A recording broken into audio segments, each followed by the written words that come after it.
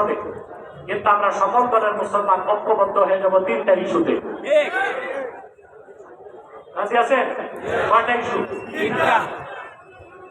ইসলামের সুমহান স্বার্থ রক্ষায় আমরা ঐক্যবদ্ধ হয়ে যাব। বাংলাদেশে মুসলমানদের মৌলিক দাবি আদায় আমরা এক হব। বাংলাদেশের সরকার যারাই আসে আমাদের দাবি মানে 50 বছর যাবত দেশের মানুষ বলতেছে কাদিয়ানীদেরকে অমুসলিম ঘোষণা করো, কোন সরকার মানছে? 50 বছর যাবত আমরা বলতেছি বাংলাদেশে ব্লাসফেমি আইন চাই, কোন সরকার মানছে? যখন তখন নাস্তিক ব্লগাররা ইসলামের বিরুদ্ধে কথা বলে তাদের পাকড়াও করার কোন আইন নেই, অথচ রবীন্দ্রনাথের সাঁতার জাতীয় সঙ্গীতের বিরুদ্ধে কথা বললে আইন আছে, সংবিধানের বিরুদ্ধে কথা বললে আইন আছে, কোরআন শরীফের বিরুদ্ধে কথা বললে কোন আইন? আমাদের দাবি তারা মানে? তো আমাদেরকে মুসলমানদের মৌলিক দাবিগুলো আদায় এক হইতে হবে। 3 নাম্বার, বাংলাদেশের স্বাধীনতা রক্ষায় আমরা ঐক্যবদ্ধ হয়ে যাব। আমাদের এই 3টি দাবির বিরুদ্ধে কাজ করতেছে বাংলাদেশে 3টি অমুসলিম সম্প্রদায়, তার মধ্যে সবচেয়ে জঘন্য হচ্ছে কুখ্যাত কাদিয়ানী সম্প্রদায়। নিঃসন্দেহে তারা কাফের এবং অমুসলিম, তাদেরকে যারা কাফের বলবে না তারাও কাফের।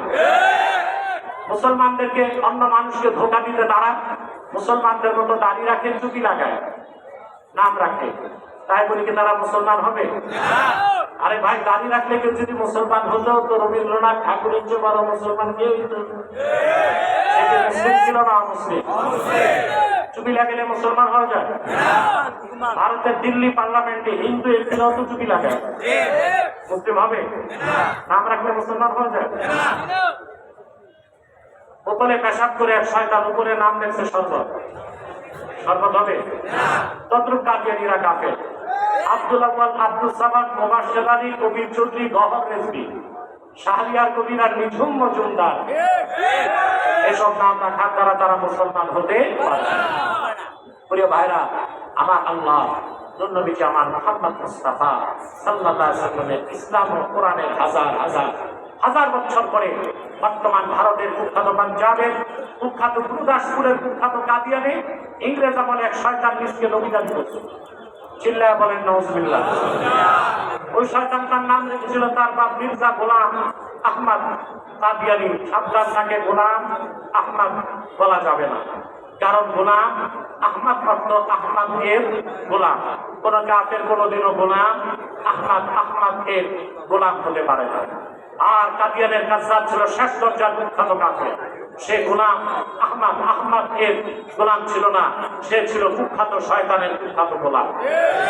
কাদিয়ানের কাজ্জাব, মিথ্যানবতের দাবিদার মির্জা গোলাম শয়তান কাদিয়ানির উপর গজব এসেছে 1908 সালে।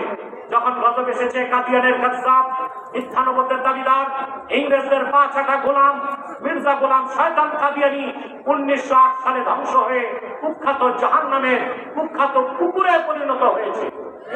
তার অনুসারীরাও ধ্বংস হয়েছে। বর্তমানে কিছু কাদিয়ানি বাংলাদেশে আছে, যারা বিভিন্ন রাজনৈতিক দলে ঘাপটি মেরে বসে আছে, বিভিন্ন দপ্তরে ঘাপটি মেরে বসে আছে।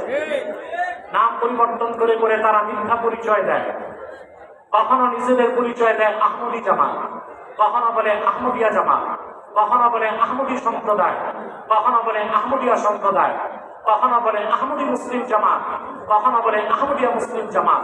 সাবধান, যত কাদিয়ানি ছিল আছে থাকবে, তারা কেউ আহমদী জামাত নয়, আহমদিয়া জামাত নয়, আহমদী সম্প্রদায় নয়, আহমদিয়া সম্প্রদায় নয়, আহমদী মুসলিম জামাত নয়, আহমদিয়া মুসলিম জামাত নয়, তারা শয়তানি জামাত, কুখ্যাত জাহান্নামের কুখ্যাত কুকুরের দল।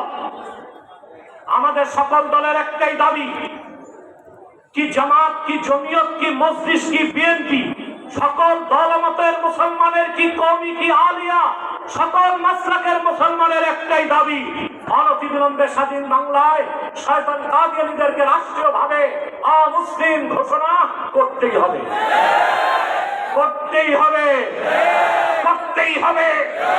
এই দাবি আদায়ে যদি তাহরিকে খাতমে নবুওয়াত বাংলাদেশের ব্যানারে জানো মাল দেবার ডাক আসে, কারা কারা প্রস্তুত আছেন হাত তুলে দেখা।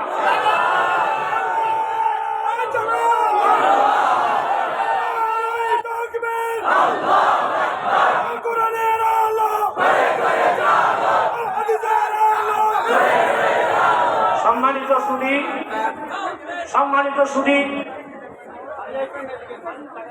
কুখ্যাত কাফের কাদিয়ানীদেরকে অর্থনৈতিক সহযোগিতা করবেন না? করবেন? করেন আপনারা? জি করেন। প্রাণ কোম্পানির যত জিনিস তাদের, সেজান কোম্পানির জুস তাদের, RFL এর পণ্যগুলো তাদের, প্রথম আলো, ডেইলি স্টার কালের পণ্য তাদের। এগুলো ধরবেন না, কিনবেন না, বেচবেন না, মনে থাকবে। আরেকটি অমুসলিম সম্প্রদায় আমাদের বিরোধিতা করছে, এটা হচ্ছে ইসাই তরিকাভুক্ত মুসলিম জামাত। নওয়াজুবিল্লাহ বলেন। এটা খ্রিস্টানদের একটা দল। 1975 সালে মাঠে নামছে, এই পর্যন্ত 2.5 লক্ষ মুসলিম পরিবারকে তারা খ্রিস্টান বানিয়েছে। তারা নিজেদেরকে বলে ইসাই মুসলমান। মানুষকে খ্রিস্টান বানাবার পর বলে তুমি কি বলে মুসলমান, কি মুসলমান, ইসাই মুসলমান। তার মানে তুমি ঈসার উম্মত মুসলমান। ঈসার উম্মত মুসলমান না খ্রিস্টান? এই খ্রিস্টান মিশনারির ব্যাপারেও আর ইসাই তরিকার ব্যাপারেও আমাদের সাবধান থাকতে হবে। পারবেন তো ইনশাআল্লাহ?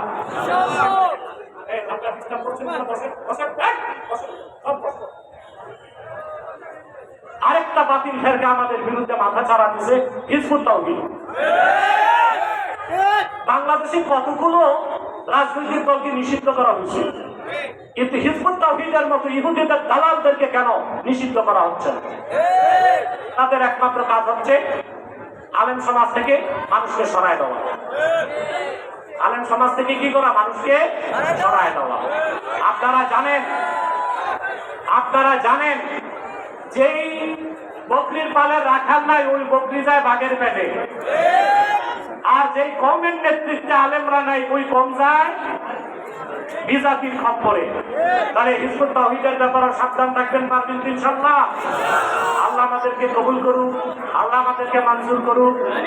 আবেদপুরের এই মাহফিল ৭৮তম হয়ে গেল, ঠিক না? এই সব বসেন। আগে বলছি আমি যতক্ষণ বসে আছি মাথা মারবেন না। ইউটিউবার তোমরা একটু বসো, 1-2 মিনিটের জন্য। এই যে আবিদপুর কমিটিটা কতজন মাফি করলো? আলহামদুলিল্লাহ বলবেন না? এই মাফি উদ্বোধন করে গেছেন আমাদের বংশের মুরব্বী, যিনি সভাপতি থাকতেন, আল্লামা উজায়ের আহমদ সিদ্দিকী জঙ্গলি রহমতুল্লাহ। এখনো সভাপতি হিসেবে আছেন ওনারই ভাতিজা, ওনারই জামাতা, আপনাদের প্রাণ প্রিয় শায়েখ আল্লামা আয়াজ আহমদ সিদ্দিকী জুবাইরি। আলহামদুলিল্লাহ। আমি দোয়া চাই, এদের জন্য খাসভাবে দোয়া করবেন। বিশেষ করে